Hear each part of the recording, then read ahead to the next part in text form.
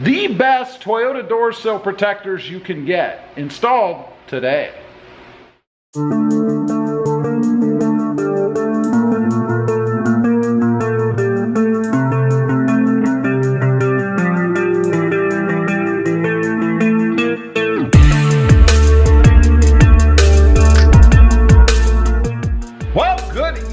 Everybody, and welcome back to Robmotive. Today I'm going to be installing what are, in my opinion, the best Toyota Tacoma door sill protectors you can get. I had the same thing on my 2020 Tacoma, and we're going to be putting them on my 2021 Tacoma. Now, there's a little bit of a difference. I'll show you in a second. But if you're not familiar, what I'm talking about, of course, are protectors for the door sill area. Like this, there is no protection. When people get in and out, they can scrape these, chip them, scratch them, all kinds of stuff. Just not good, and that can lead to rust. Not to mention, doesn't look very nice either. Now, part of the reason I'm putting them on, but not really the only reason, is because I recently took the side steps off. But I will say, when you have side steps on there, and people try to step up on them, they kind of hit that door sill area anyway. At least I did. All you have to do is go look at yours, see if they're all marked and marred up. So what I've got are these. They come from Tough Skins. Check them out. There is a discount code. It's Robmotive 10 for 10% off your order. They have all kinds of stuff, all kinds of different bling to dress up your Tacoma. I have a pile of stuff here. We'll get to that later. But if you're curious on these, this is what they look like. You can find them on their site. Here is the code for what I've got. The part number, that is. This is for the fronts, and this is for the rears. Now, make sure you can get them with different designs and stuff on them. I chose to have mine custom, and I have my channel logo. That's how they differ from my last truck. The last one was blue. Of course, I'm going with orange on my new truck. So let's get it set up, and I'll show you how to put these things in. Okay, I've got them all just sitting on here. They are adhesive backed, so you do have to remove the backing, of course. But first, you want to figure out where you're going to put them. Actually, first, you want to wipe off the area with some rubbing alcohol. Make sure that you get it nice and clean so that you get good adhesion. And I will say, I have never had any issue with these things peeling off. Once they're there, they are there. Love it. So you got to figure out where to put them. For me, I go with this little area right here. There's a seam or an area where it sticks out, I guess. I kind of use that as my guide. They don't have to be perfect. I mean, if they're in the ballpark, you should be okay. But that's what I'm going to do. I'm going to kind of line the edge up there, kind of push it underneath here just a little bit, and then I'll fold it down over the edge. And what I do is with my thumb, I kind of run that along as I go, kind of creasing it so it sticks well over the edge. Again, never had any issue. It works really well. Helps to have a cloth or something to kind of push down on this as you go. Reason being, this does give you some traction on here, and rub your finger across there enough, you're going to get a little raw. So that's my recommendation for what it's worth. So let's go ahead. We're going to peel this off. Some people do it section at a time. That's probably the smart way to do it. Yeah, I never claimed to be a rocket scientist. So let's go ahead and peel the edge off. Again, some people try to do it all with, or peel this as they go. Never been a big fan of that. I don't know why. That would be the more intelligent way to do it, I think. But hey, you know. Okay, so we're going to start up in the edge, and this stuff, like I said, it does stick very well. So try to get it the first time, like right there, you see. I'm trying to get it underneath the lip. Probably better to go somewhat like that. Something like that right there.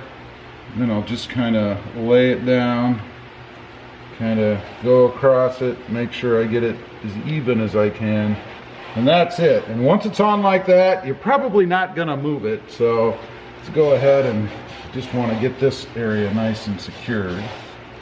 Hopefully it's straight. If not, that's kind of on me. And then, like I said, I kind of pinch it as I go over the edge, so we'll do that kind of slowly. Make sure I get a good bend in it right there. I don't want any bubbles or any craziness as I go.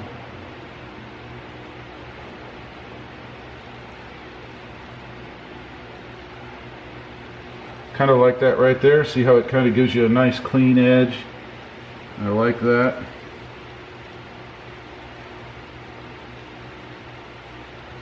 And one more time.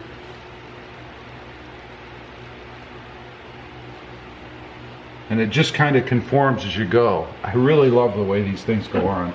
And then we'll just kind of push it down, make sure it's stuck on there good. And now I've got it placed where I want, and I think it actually did come out pretty even, so kudos to me. Now I'm just going to go ahead, rub it a bit, make sure I get it on there well. Again, it'll only stick as good as the application you provide. Well, I shouldn't say that. It's going to stick no matter what, because this stuff is pretty stout. But you just want to make sure that you have good adhesion, that's all. And that's it. That's the front. We'll do the back passenger side next. Following the same approach as the front, I'm going to use this little area here in the design and the panel here to line up. So I'm going to go pretty much just like that right there. I think it gives me full coverage across here. And that's the one thing I really like about these is compared to others, they give you this little plastic piece about yay big. Doesn't cover enough of the sill area and it never sticks right. So let's go ahead, again, peel the backing off of here.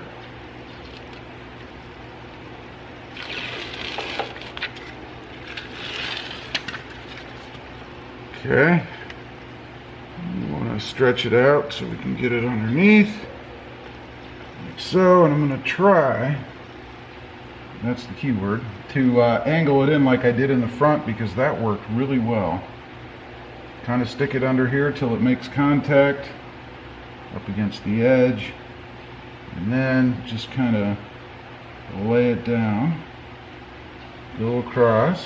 I know there's a whole procedure to this, right? You know, I have to make it a thing. So we got it laying down. It's right where I want it for the most part. I think I might be off a little bit, but that's okay.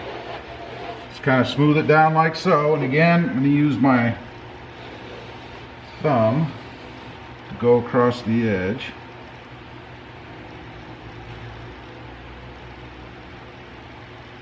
Just creating that bend, if you will, like so.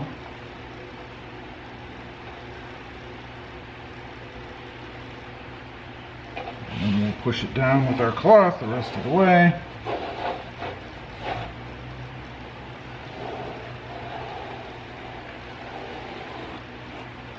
Looks pretty good to me. Again, just give it some pressure, push it down. And that's it. That's all you need to do. So I'm going to go ahead and do the other side, show you them all when I'm done, and then I have one more little accent that I'm going to add to the truck that I'm really excited about. Stay tuned. Okay, we've got them all done. Let's take a look.